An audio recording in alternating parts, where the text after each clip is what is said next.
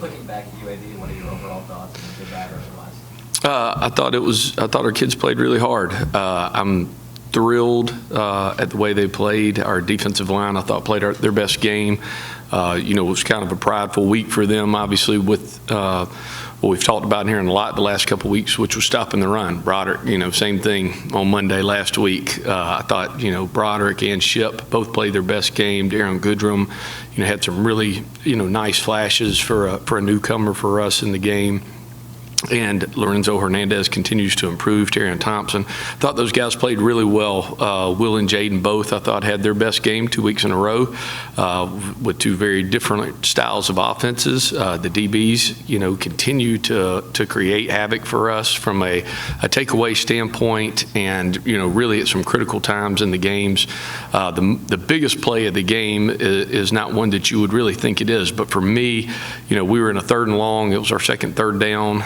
And they hit a 60, 70-yard run on us. And we've been, we've been good on 3rd downs and feel really strongly about what we do on 3rd down and convicted about it. And they hit us for this long run.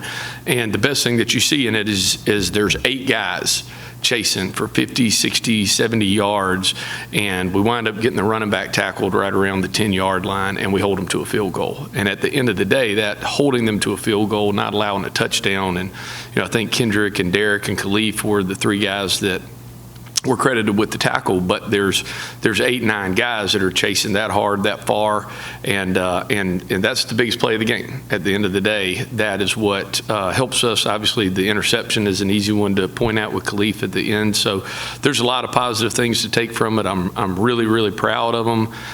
They were able to take the game plan and what we were trying to do, and they executed it really well. And our assistant coaches, I can't say enough about the job those guys are doing. And we're having fun.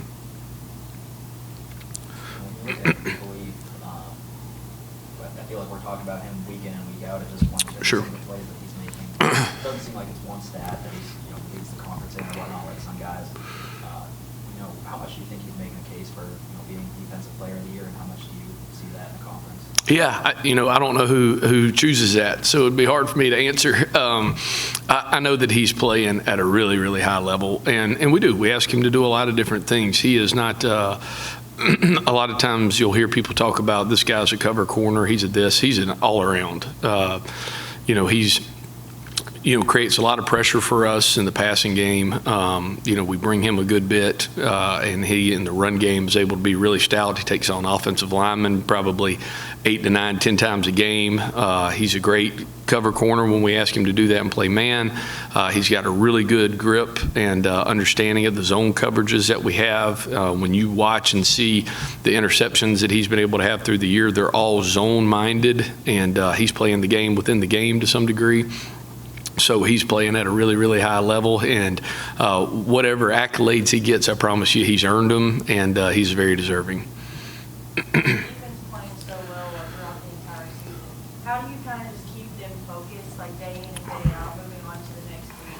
As sometimes, they are in college, and you're playing at such a high level to where sometimes they may think that they can kind of come down a little bit and not maybe have to perform as well, but knowing that they have to come in every single day and play just as hard as they did today. Yeah, well, a word we talk about a lot is sustainability, and we talk about through the game, we've got to be able to sustain highs and lows. A great example of that is, again, first 3rd down of the game, we give up a touchdown. And, similar to the week before, Middle Tennessee, I guess it was the 4th play of the game, we gave up a touchdown. And so being able to sustain through highs and lows, and being able to see that success sometimes is a product of the work that you've done and how you go about your business. And as long as you're able to keep them in that mindset, then you're able to. We've spent, really, I would say from the beginning of spring practice on, just about being able to have composure, being able to have sustainability, and being able to understand that if you want to be different, you've got to do different things. And I think we ask our guys to do different things and to be different, and we hope that can sustain us through the rest of the year. When you look at North Texas, their running games, what stands out on the stat sheet? I believe they had over 400 yards a couple weeks ago, and then went to UTSA, had a tough game. What do you see from them, from their running game that makes them as good as they Yeah, well, I think North Texas, to your point, is one of the best offenses in the league. Statistically, it shows that. Personnel-wise, I think it shows that, and within their scheme. I think overall, is just their ability to pound the run game the way they do, and the quarterback's ability to be able to hit you with long throws, to be able to hit you with RPOs, to soften you up in the middle to some degree, and then take the roof off of it on the edges. And so, he's a veteran guy, and is obviously, played minor league baseball, and then is now, in his career as a college football player and done really well. They've got 4 backs. All are really, really good. And they can hit home runs, they can hit triples, they can hit doubles with their backs, they can do it all. And they ask them to do a lot with what they're doing. Tight ends, very versatile group, big bodied guys, very athletic, receiver type guy in there as well that is kind of the jack of all trades for them. The receivers, long Z's and X's, big catch radius, again, over the top, and are able to find ways to come up with the big catch over your head. Their slots are, jitterbug, fast, really twitchy guys. They're very specific with what they ask them to do. And the O-line, the center is a 5th-year starter and been there a long time, gritty.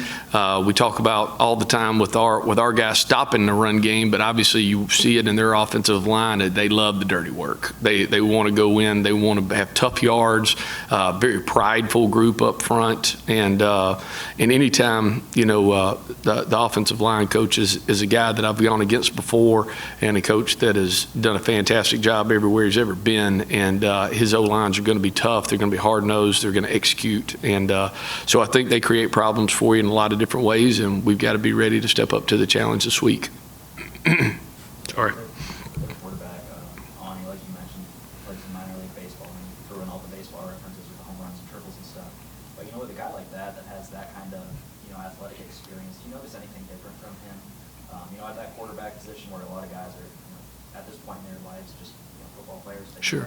Well, I think decision making, and they have 2 or 3 good quarterbacks. Gunner, their backup, was a guy that was was a starter at Arizona when I was at Colorado in 2020. But I think you do see decision making. He's not a guy that makes a lot of mistakes. He's a guy that's very savvy. He gets him in and out of plays. You see him at the line of scrimmage. He's either checking the run, checking the play, or he's changing the offensive line based off the look that he does. He changes up the snap count on you. He'll go from a hard count with no call into being able to call his own plays to some degree. Other times they're looking at the offensive coordinator to change their plays, but I think you see a lot of wisdom and experience in that, and not surprising at all. But he can kind of do it all. He runs it well enough, and is an athletic guy. And then, like I said, he throws a great deep ball, and he's able to really understand how to take some hard play actions to be able to hit you and soften you up over the middle. So I think he's done a great job of that at this point. And between he and the backs and some of the athleticism of the receivers, that's why you see them being able to both run and throw it really well.